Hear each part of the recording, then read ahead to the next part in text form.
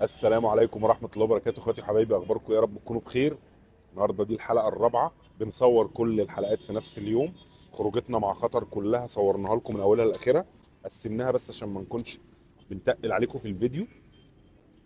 لو اول مرة تشوف الفيديو ده ارجع لبقية فيديوهات خطر واليوم بتاعنا كان بادئ ازاي وكل حاجة. ولو اول مرة تشوفني، انا كابتن اسلام القاضي، متخصص في تدريب الكلاب بقالي اكتر من 24 سنة. بندرب جميع انواع الكلاب، بندرب جميع انواع التدريب. لو مهتم بان يبقى بينك وبين كلبك علاقة كويسة، في بينكم لغه تفاهم، وتفهم ايه المطلوب من كلبك وتعلمه ايه وازاي، لازم تتابعنا وتشير فيديوهاتنا علشان غيرك كمان يستفيد.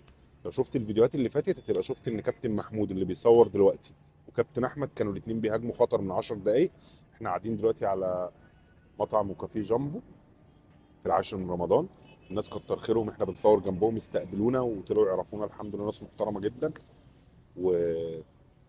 وجابوا لنا درينك كادو يعني، وقاعدين عندهم. فكابتن محمود كمان هيقعد عشان تعرفوا ان الفكره من الموضوع انه الكلب بيشتغل في السيناريوهات المطلوبه بس، الله اكبر الله اعظم، او في الاوقات اللي مطلوب منه يتدخل فيها. دلوقتي كابتن احمد قاعد عادي والكلب مطمن عشان كابتن محمود هو اللي بيتحرك، فالكلب مركز معاكم ومع الكاميرا ومع كابتن محمود.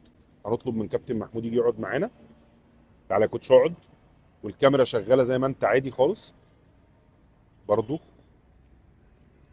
بص في التليفون بس، بصوا الكلب ركز معاه، لا ما جاش ناحيتنا، هيقعد بعيد خلاص ملوش علاقه بيه، مش هيبص له اصلا ولا له دعوه بيه. اقعد اقعد يا كوتش عادي خالص. يا جماعه، واحنا بنشرب العصير ده هتكلم معاكم في شويه حاجات نفسي انها توصل لكل الناس.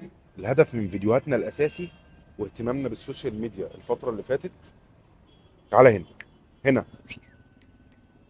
هنا جنبي، خطر، جنبي هنا، شاطر ماشي. والله كنت هعدله هنا عشان يطلع هو ظبط نفسه مع الكاميرا. اللي احنا بنعمله ده كله الهدف منه ان ثقافة الناس في تربية الكلاب وتدريبها تتغير. علشان بشوف ناس كتير قوي بتتعامل مع الكلاب غلط، بتدرب الكلاب غلط، بتربي الكلاب غلط. الناس بتتعامل مع الكلب على انه حاجة كده ملهاش قيمة، يرمي الاكل والشرب وخلاص.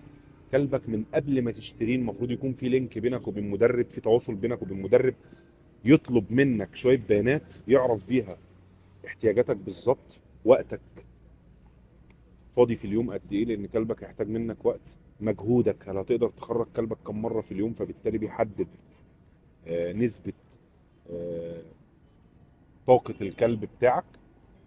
كمان انت محتاج الكلب ده لايه، هل للحراسه ولا بس كلب فاميلي دوج يعيش في البيت ومع الولاد ويخرجوه ويخرج طاقتهم وهم كمان يخرجوا طاقته. طيب لو انا عايزه للحراسه، هل عايزه لحراسه المنشاه ولا حراسه او الحراسه الشخصيه؟ كل دي حاجات بنعرفها منك، بنكتبها في ورقه، المفروض احنا او غيرنا بناء عليه بنعمل تيست للجرو وهو عمر 45 يوم، بنعرف بيه الكلب ده يقبل الحاجات اللي انت محتاجها منه ولا لا. وبنضمن لك نتيجة الاختبار دي، بنضمن لك بيها تدريب الكلب عن طريقنا كمان ان هو يطلع زي ما انت عاوز وزيادة. هل كل الكلاب بتتدرب نفس الاوامر دي؟ لا طبعا، لان مش كل الناس ربنا خلقها دكاترة او مهندسين او علماء او عباقرة، مع احترامي طبعا لكامل المهن. فلازم قبل ما تربي كلب وتختار كلب تستعين بحد من الخبراء يقول لك كلبك ده مستواه ايه، او مستوى ذكائه ايه، مستوى استيعابه ايه، ايه الحاجات اللي ربنا خلقها فيه كمشغلات او كمواهب هتقدر تطورها. تعالى هنا فوق، خطر فوق.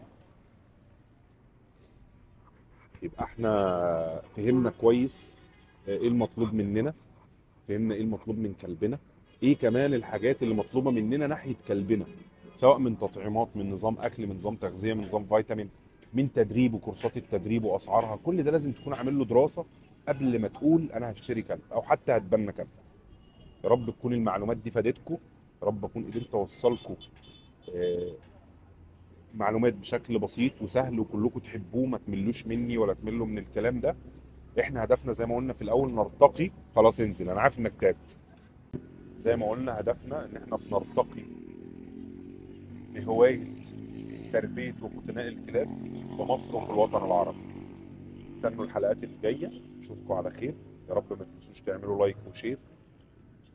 ولو لسه ما عملتش فولو يا ريت تعمل فولو. السلام عليكم.